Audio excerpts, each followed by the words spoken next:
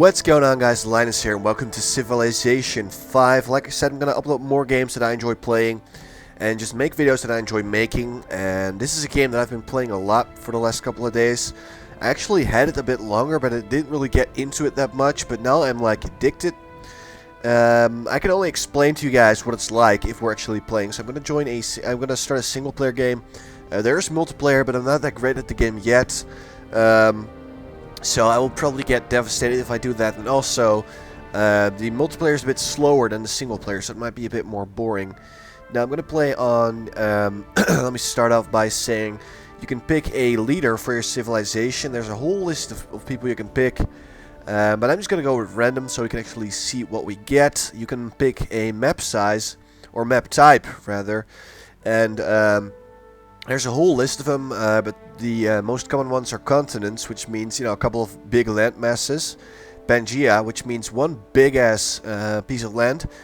Archipelago, I'm not sure if I'm like pronouncing that right, but I think it's a whole lot of islands.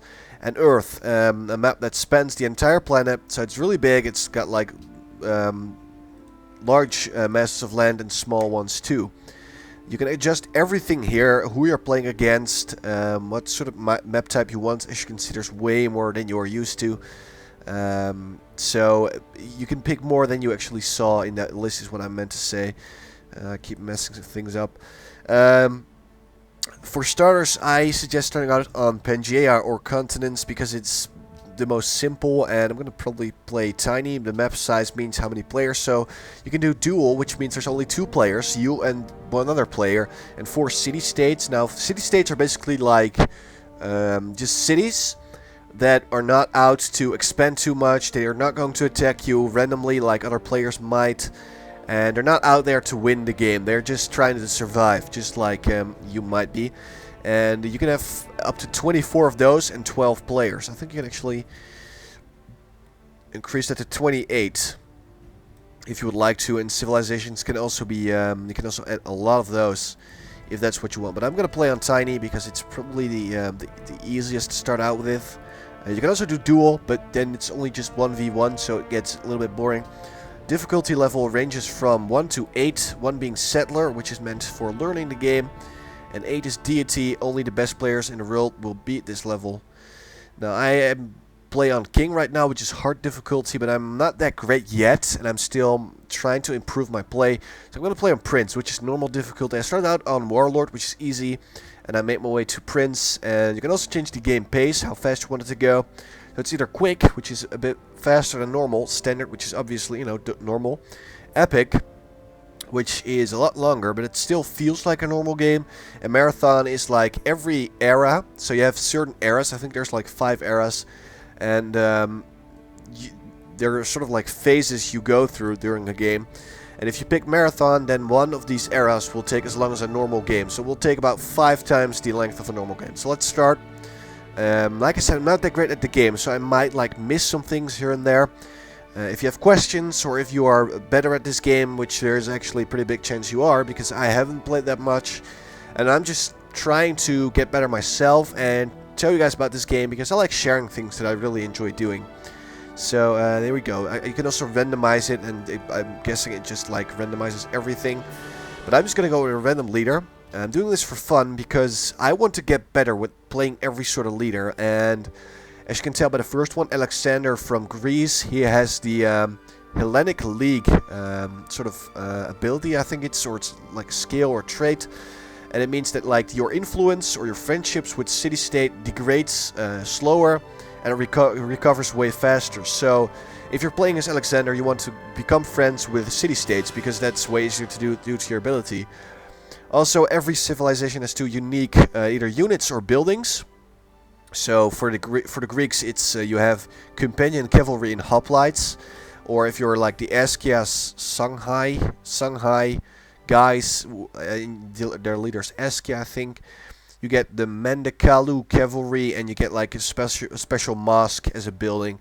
So every civilization out there has a certain ability and also special units. Now, I'm not the best at explaining. I'm not doing this as sort of a tutorial, but I do want to explain some things. But let's start the game. And we get Ramkhamhaeng of the Siamese Empire.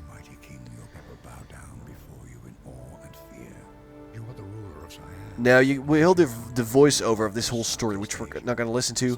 But the Siamese Empire, you get extra food and culture from friendly city-states. So if you befriend them, they will give you shit. You also have a special elephant, weak to pikemen. This unit, blah blah blah, receives a bonus against other mounted units, has a higher combat strength than a knight, which it replaces, and a special building as well. So, this is how you start out every game.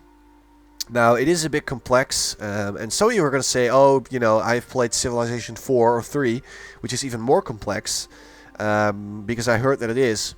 But basically, this is your settler unit. You start out with a settler and a warrior. Now, warrior is obviously meant to fight, as you can tell by his combat strength of 6. Settlers don't have any, they're not supposed to fight. So, you can tell by this, this strength is an indicator of will you be able to actually defeat someone. Now, in the beginning, you will have to use your warrior to sort of explore this map. This is Fog of War. You cannot see anything through it unless you like walk closer to it like that, as you can tell. And at the beginning of the map, you will want to walk around with your warrior and see if you can find some stuff. There's actually ruins all over the map, which if you explore them, basically walk into them, you get bonuses such as money, or you get, you know, your warrior gets upgraded, or you find a technology, that sort of stuff. Now, the settler is actually a very unique unit. The only thing you can actually use it for, and this is my advisor who's going to talk to me and tell me what to do, which I really don't want to. But your settler is a very unique unit. It's not meant for fighting. The only thing it's meant for is for founding a city. This thing.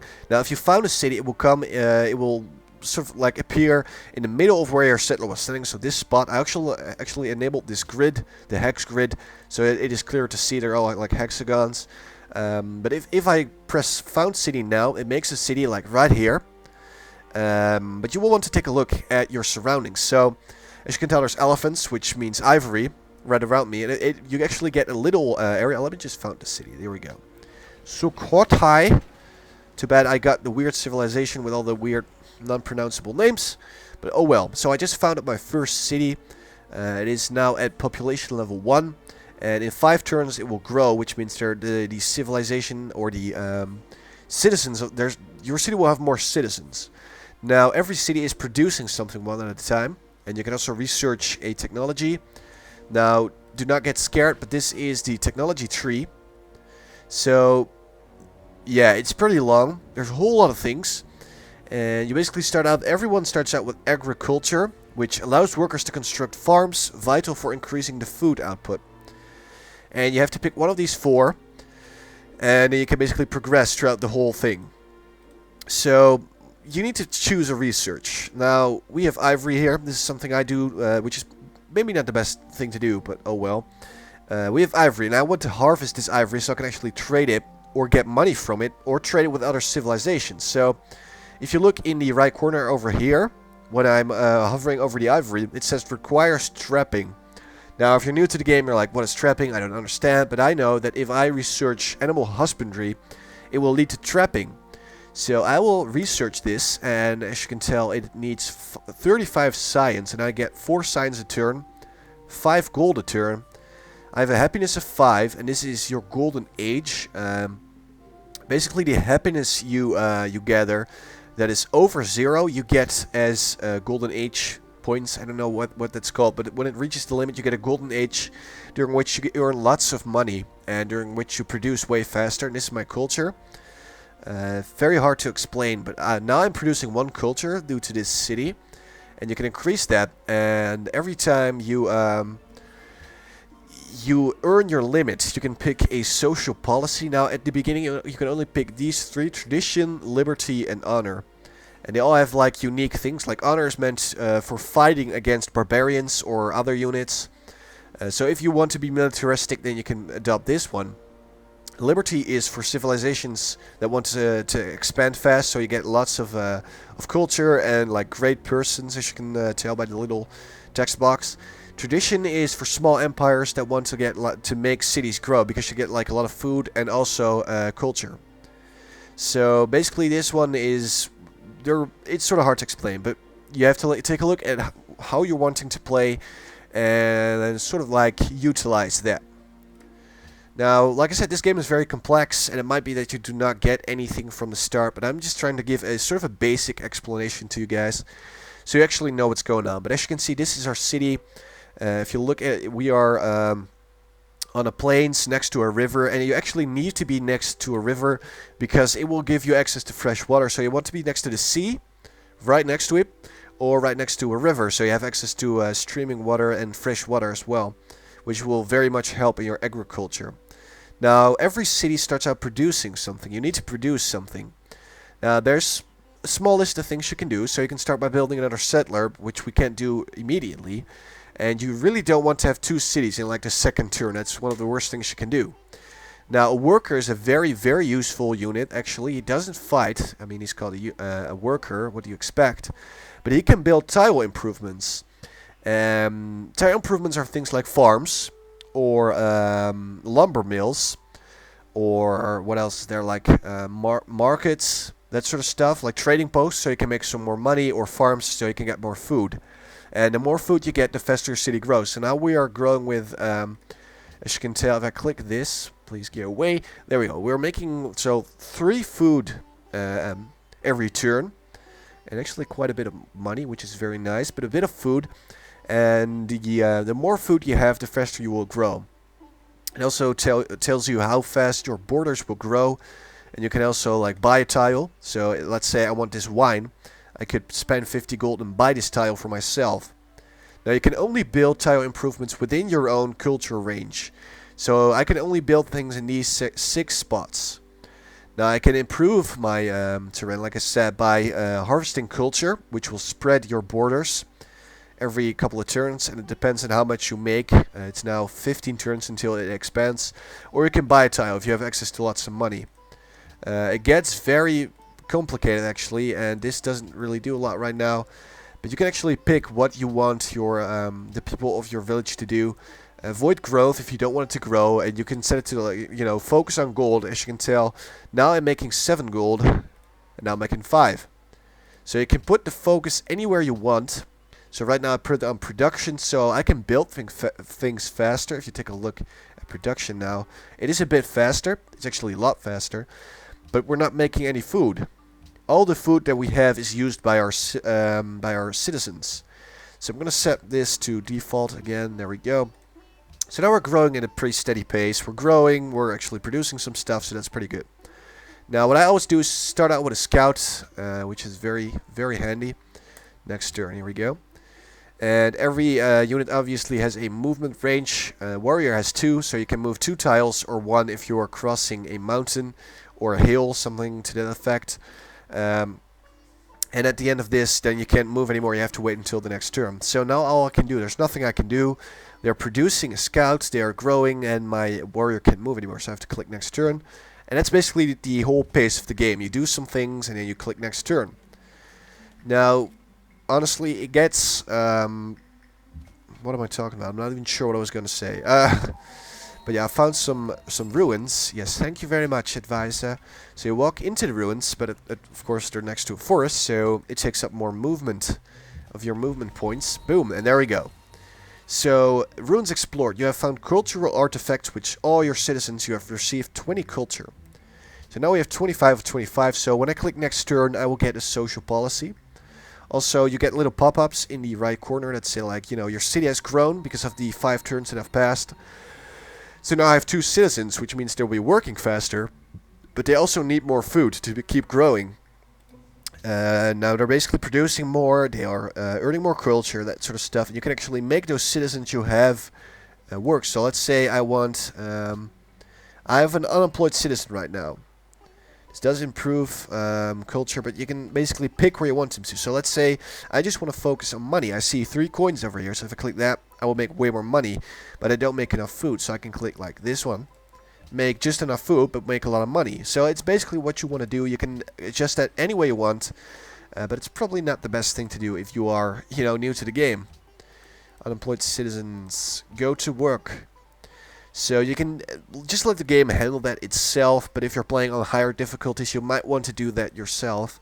because then you might have more knowledge. I don't, to be honest. I just enjoy playing the game, learning things about it, and making videos. But I'm not at all good. So now we hit this barrier and we can adopt the policy. Like I said before, you can only pick these 3. Now, it is actually very hard to say, but in my opinion, so far, it's just my opinion. I'm pretty sure I'm wrong. You know, I can be wrong, but in my opinion, honor is the best one to start out with. Simply because you will run into a lot of barbarians in the beginning, and you will gain culture if you kill them. And if, let's see, notifications will be provided when new barbarian encampments spawn in revealed territory. So let's adopt this. So now we have plus 25 combat bonus versus barbarians. So if we run into them, we should have an easier time murdering them. And if you kill barbarians, and our scout is now done. As you can see, he has a movement range of 2, but he moves a bit easier than the warrior. And he has a better field of view. So you can like watch through the fog way easier. Now it still takes us 1 turn to reveal the animal husbandry. So I'm gonna get working on another warrior to help out my first warrior in case we run into any barbarians, which we probably will soon enough. Now scouts have a strength of 4, so they're not very strong and they're not meant for combat whatsoever. And we found another ruin. Now that's what you want to do when you first start out. Focus on exploring, finding as many ruins as you can. Now this is trapping, this is the one we needed. City must have an improved source of horses or ivory nearby, and if you have that, then you can make a circus. You can also construct a trading post and a camp if you have like foxes or something, fur or deer. So let's get on with this one, I guess then. So this is happiness, and I haven't actually explained what it does. But if you have unhappiness, if people are not happy at all, this can happen. Like every person, every citizen produces 1 unhappiness, if I'm not mistaken. So if your city is unhappy, ruins explored. Discovered in the ruins are the secrets of an ancient technology, advanced technology.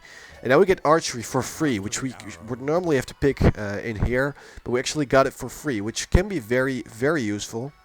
So you can change all these things if you want. If you want like a unit list, you can see all your units. But I like to just have this there so I can see my technology that I'm working on. But oh well, very good. So my warrior is still exploring. A lot of horses. I think I see a border over here, but I'm not quite sure. We might just meet our first co-player soon. Sukhothai. Cross this. And here we go. This is fur, and these are bandits. And let's see, this is cattle. There's so many different sorts of tile improvements and things that come into play when playing this game. I can understand that some people might not very much like very complex games. If you are like a Call of Duty fanboy and you're like, oh yeah, I like shooting people in the face and that's just about it, then this game is probably not for you. Now our scout actually did 5 damage to him, and we received 4 damage, so we actually did pretty well. Now our unit has been damaged. It is not very much dead. It is still at 6 hit points left.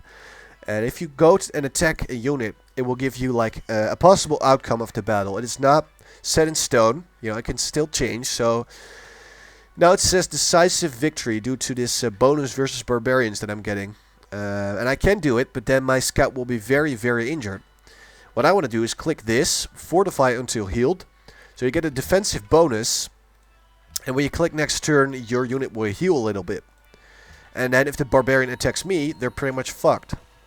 So we will have a minor victory right now if we do this. As you can tell by this little shield, they are fortified, which gives them a pretty big bonus. But let's just attack. See how this turns out. Actually did pretty well. We got 5 damage, they got 6, so that's pretty nice. Could be worse. Next turn, here we go. So let's check back with our scout first. As you can tell, it's healed now a little bit. It's now 7 hit points out of 10. And let's go over here now. Because they're in their camp, they get like an extra attack bonus. So I honestly do not want to go in there. You know, if they get like a special bonus, I don't want to attack them. So I'm going to fortify my warrior as well. Oh, it's Isabella. Lord Isabella of Spain. So this is the screen you get the first time you encounter another civilization. This is their leader, Isabella of Spain. There's a couple of options you have. Declare war. You can immediately declare war and try and fuck her up a bit. You can do trade, and you know, now all we have right now is money or gold, or rather. But you can. There's a lot of things you can trade, like luxury resources. Sorry, I'm stumbling on my words a little bit. So if I have ivory, it is a luxury resource. Strategic resources such as horses, and iron too, and oil, that sort of stuff. Open border, so you can actually pass through each other's terrain, which you normally cannot do. A defensive pact, so if one of us is attacked, we declare war with their enemy that is attacking them. A research agreement, we both pay a sum of money and our science. So like after 30 turns, both players receive a boost to their research. Cities, you can trade entire cities. So if you have multiple cities but you don't want one of them, you can actually trade it. And you can let them declare war on other players, that sort of stuff. You can also demand something if you are like... if you have a position of power over the other party, you can be like, yo bitch, give me your money, or I attack you. There's also a couple of things you can discuss. Shall we declare war against another player? You can publicly denounce them. So other people will be like, oh god, they're, you know, they're crazy. Shall we make a joint declaration of friendship so everyone knows you are friends? And you can tell them not to settle new cities near you. But I don't want to do any of this to annoy them, so I'm going to go goodbye. And here she comes with her warrior passing through my my little area. I'm going to go and fortify. Sukhotai is good.